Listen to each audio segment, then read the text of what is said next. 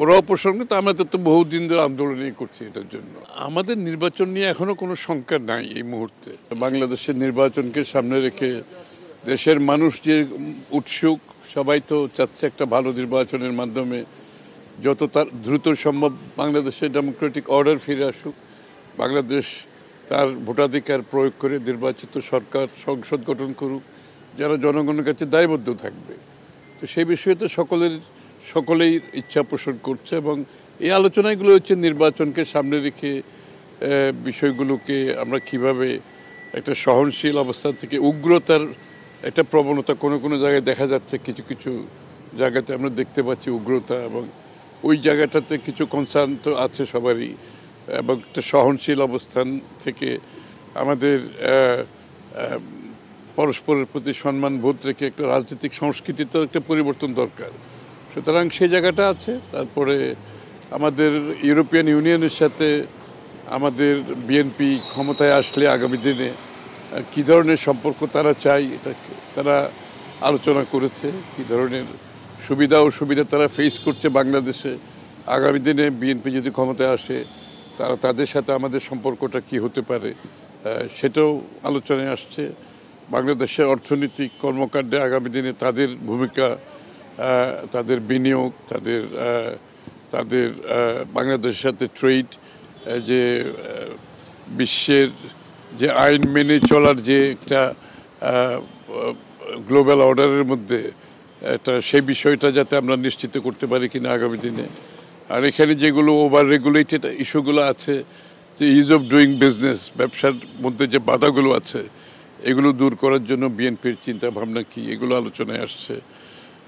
আর কি সুষ্ঠু নির্বাচনের স্বার্থে আপনারা কি বলেছেন আর তারা কি বলেছেন? নির্বাচন নিয়ে নিশ্চয়ই আলোচনা হচ্ছে, সামনে নির্বাচন, ওরা কোন বিষয়গুলো তুলে ধরেছেন আর তারা প্রতি উত্তরে কি বলেছে? না, ওরা তো জানতে চাচ্ছে, মানে এই প্রত্যুত্তরের ব্যাপার তো না, এখানে কথা হচ্ছে নির্বাচনকে যাতে আমরা সুষ্ঠু একটা গ্রহণযোগ্য নির্বাচন করে দেশে গণতন্ত্র পুনঃপ্রবর্তনের যে বিষয়টা, এটা সকলের একটা ইচ্ছা, ওরাও প্রসঙ্গ তো আমাদের তো বহুদিন ধরে আন্দোলনই করছি এটার জন্য।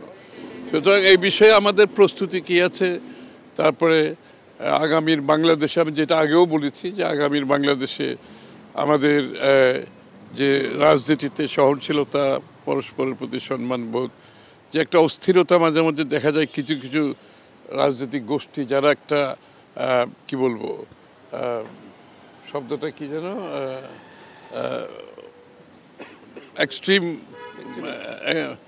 এক্সট্রিম কথাবার্তা আর কি, কথাবার্তার মধ্যে যে একটি অরাজনৈতিক আচরণ, এটা তো নিশ্চয়ই সবাই লক্ষ্য করছে। তো সেদিকে আছে এবং বিভিন্ন গোষ্ঠীর উপর আক্রমণ হচ্ছে, সেটাও আলোচনায় আসছে। তো আমাদের রাজনীতিতে স্থিতিশীল তো ফিরিয়ে আনতে হলে তো এই বিষয়গুলোর পরিবর্তন আনতে হবে।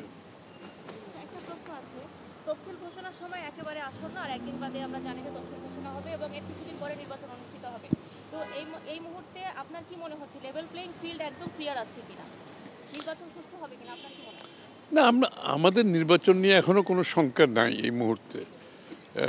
সুতরাং যেই শঙ্কাটা নাই সেটা আগেভাগে বলে নির্বাচনী ব্যবস্থাকে প্রশ্নবিদ্ধ করার কোনো প্রয়োজনীয়তা নাই।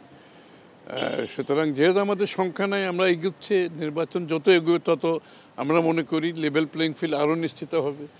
একটা সময়ের তো ব্যাপার আছে।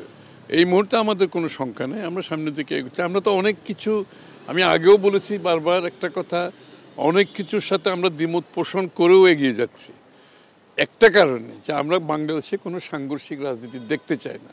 আমরা একটা সহনশীল পরিবেশ চাই, একটা শান্তিপূর্ণ অবস্থান দেখতে চাই, অপরের সাথে দ্বিমত পোষণ করেও তার মতের প্রতি সম্মান দেখাতে চাই। কারণ রাজনৈতিক সংস্কৃতি না বদলালে শত রিফর্ম করেও, শত সংস্কার করেও দেশ বদলানো যাবে না।